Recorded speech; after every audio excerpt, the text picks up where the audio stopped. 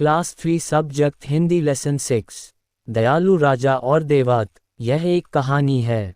प्रस्तुत पाठ में लेखक ने हमें न्यायप्रिय व सद्गुणों से युक्त एक दयालु राजा के विषय में बन हुए प्रजा के प्रति उसके अटूट प्रेम का वर्णन किया है।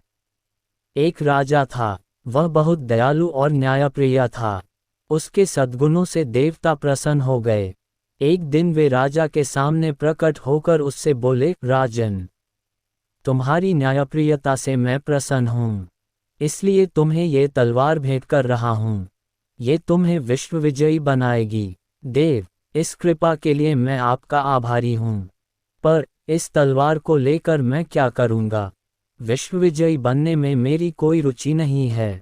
राजा ने हाथ जोड़कर कहा, ठीक है, तब ये नीलमणि ले लो। इसके प्रभाव से तुम्हें अपार संपत्ति मिलेगी। तुम सुख से जीवन बिताना।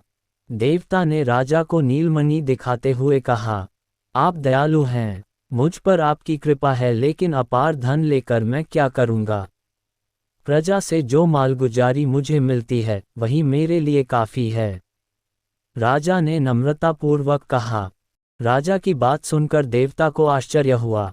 कुछ क्षण सोचकर वे बोले, राजन, लगता है संसार की चीज़ों में तुम्हारी कोई रुचि नहीं है, तो फिर मेरे साथ स्वर्ग चलो।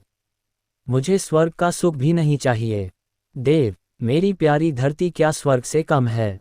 राजा ने संयमपू कहा। देवता कुछ देर तक चुप रहे। आज उन्हें पहली बार ऐसा मनुष्य मिला था। फिर कुछ सोचकर अच्छा, ये लो, तुम्हें फूलों के कुछ बीज दे रहा हूँ। इन्हें जहाँ भी बिखेर दोगे वहीं ऐसे खुशन फूल पैदा होंगे जिन्हें सूंघते ही शत्रु और मित्र गले लग जाएंगे। इस बार राजा के होठों पर मुस्कुराहट उभर आई। उन्होंने हाथ आगे बढ़ाकर फूलों के बीजों को लिया। गदगद कंठ से सिर झुकाकर उन्होंने देवता से कहा, मैं आपका आभारी हूँ। सचमुच ऐसी ही अनमोल वस्तु की जरूरत थी। मेरी प्रजा सुखी हो, सब मिलकर रहें, इससे अधिक मुझे क्या चाहिए?